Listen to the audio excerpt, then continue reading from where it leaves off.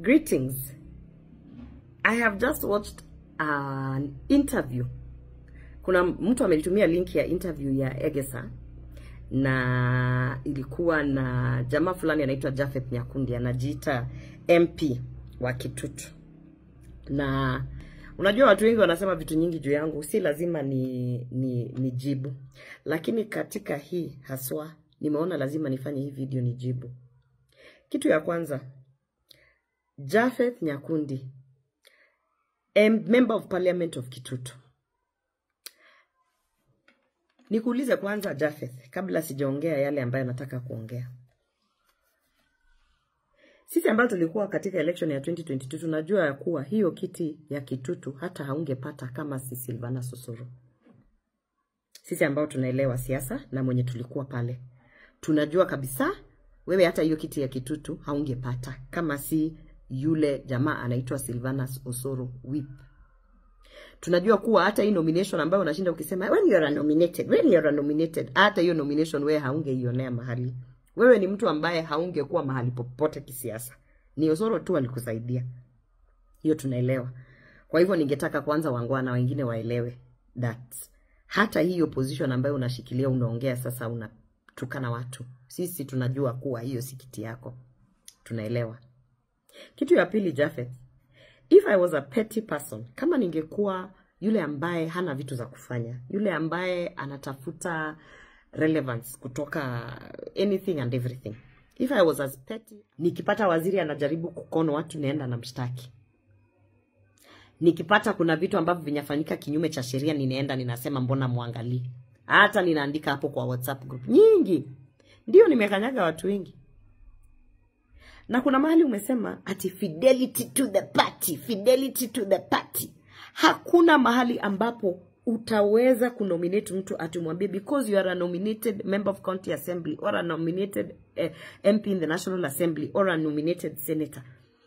Sasa lazima ufanye kinyume cha sheria.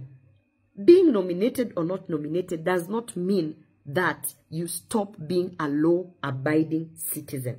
Being nominated or not nominated or even being elected does not mean that sasa uwezi kufuata sheria na ukiona mabaya yakifanyika lazima unyamaze kwa sababu sasa wewe uko fidelity to the party. Nataka nikuulize wewe Japhet Nyakundi, kijana mdogo sana. Wewe ni kijana mdogo sana.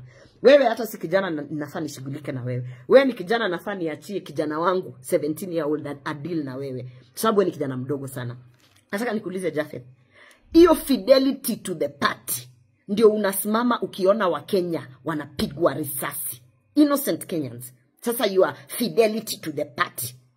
Hiyo fidelity to the party, yani ambayo unasema hiyo lazima uwe loyal to your party and to your boss, ndio inakufanya unyamaze ukalie hayo matako yako watu wakienda pale kupigwa risasi Central Business District. Unyamaze kwa sababu you are loyal to the party.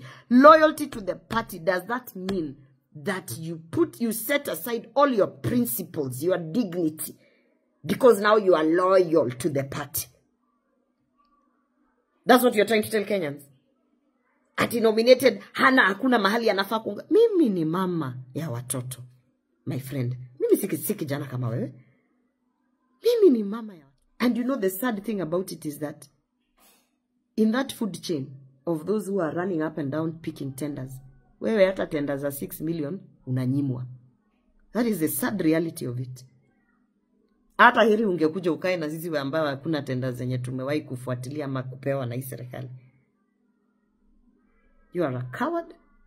Aitarimu usi nainde you should not be considered in any political movement going forward that is pushing the interests of Kenyans. Nainde tiga, let me just tell about C. Umonto, you is not a person who you should even consider to be a representative in your church choir. That is not even a person who should be presented for any kind of leadership. It's a greedy, useless idiot. That is why unasikia nikikuambia naende Moisonde, I told you tupate abaisia igabu status. I told you. You see, wamejitokeza. They have proven my point. These are the kind of people who are surrounding the president. Japhet, Your silence or lack of acting towards the illegality and the crimes of humanity, you and all the members of parliament within that government, is equivalent to the guilt of the president, to the guilt of that policeman who pulled the trigger, is equivalent to the guilt of those who are sitting down and scheming to kill Kenyans. You are one and the same.